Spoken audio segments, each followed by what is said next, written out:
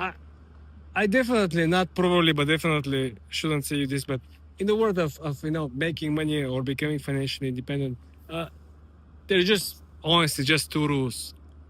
And I understand why so many people just keep these two rules and just telling you all the other nonsense garbage. In the world of making so much money that you can stop watching the news, number one rule, of course, is to be able to predict the future. And I'm not saying in a way in which it's fucking Harry Potter type of shit. I'm talking about being able to anticipate the moves on the market.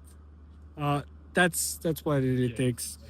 It's not about what people think or what people say, but rather what people do in the background. Because you ain't gonna see the number one 6, 7, 10, or 12 billionaires in the world telling you exactly what they're actually doing in the background. They're telling you nonsense type of shit. So how you actually obtain these skills to be able to predict the future? Well, you obtain the skill to predict the future by being part of the most influential individual. What am I trying to say? I'm not telling you to become a fucking very rich, successful person in the first place. No, that's gonna be a fucking dumb advice. Listen, I'm trying to say for you to become very important, very accurate, knowing exactly what is going to happen. Think about people like Michael Burry. He's not high-flying individual. He's living in his, 25 years old house. He's not flying around with private jets or whatsoever. But when he says something about the market, everyone listens. Understand? This skill isn't matched. When Elon Musk says something about something, whatever it is, it goes up in value. So, number one skill is to become expert in your niche. And when I say this, don't think about becoming the top notch 1 to 5 to 10 to $20 million followers influence talking about shitty stuff, okay? I'm talking about you just have to put up outside of the network very in-depth knowledge and skills about particular subject matter on the market. So if you're hyped about tech stocks, if you're hyped about, biogenomics, or if you're happy about some, chemistry or some like longevity app, this is what all you have to do. You have to show that 10x at least more than other people. That's all we have to take. You don't have to be on this, but you have to show that at least 10 to 20% more than anybody else in the niche. Okay, that's all it takes to disqualify anyone else. Because if you don't show that, there's no reason for people to actually listen to you. Understand? Second rule. If you accomplish rule number one, second rule is fucking easy. I don't care to swear. I don't give fucking care about YouTube or whatsoever. Okay? Or TikTok, whatever.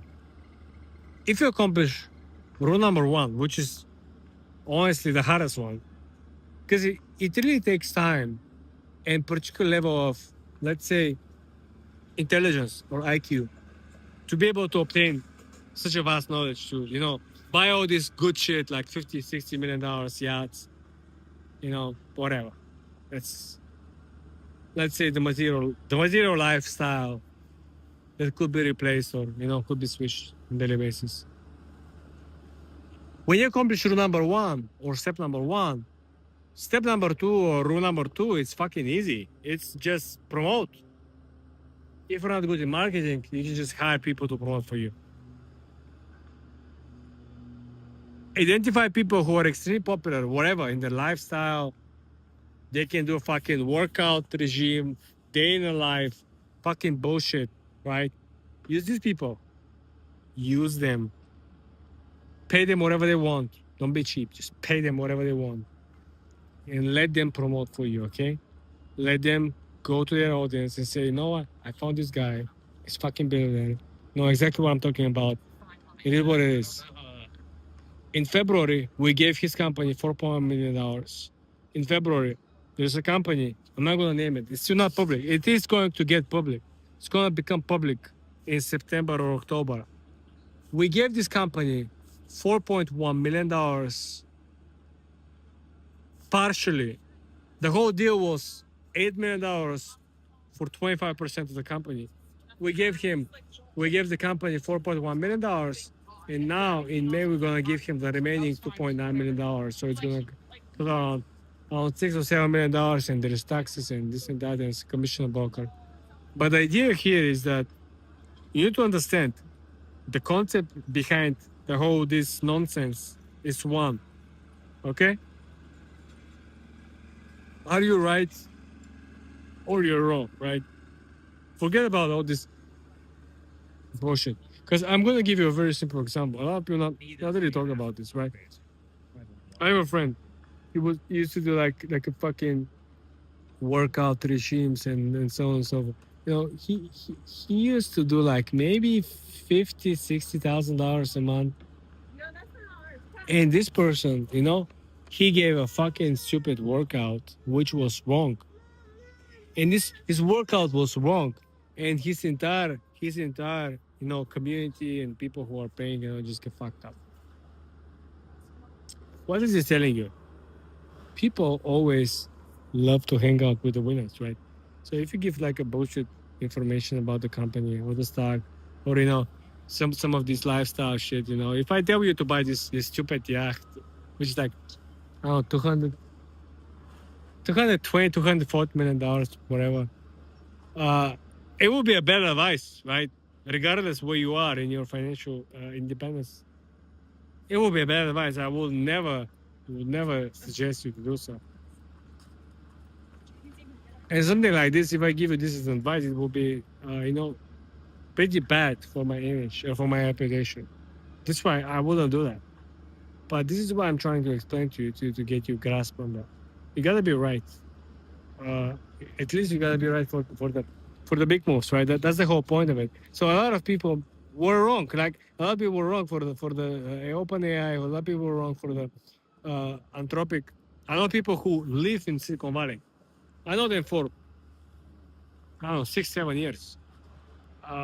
They were early on GameStop. They were early on Dogecoin. They were early on most of the hype securities, but they didn't see the AI coming. They didn't actually believe it. And all the people who follow them actually stopped following them because they were wrong on this big fucking trend.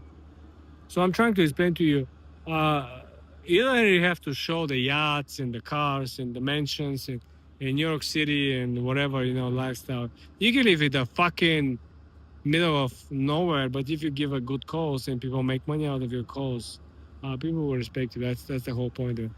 If I go back, right, if I have to, you know, spend one more time this $240 million for this fucking yacht, I wouldn't do it. Right? It's fucking bullshit.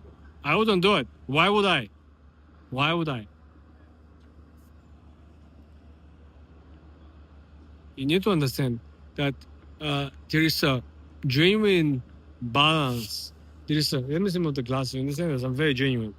There is a genuine balance between what must be done and what you want to be done, right?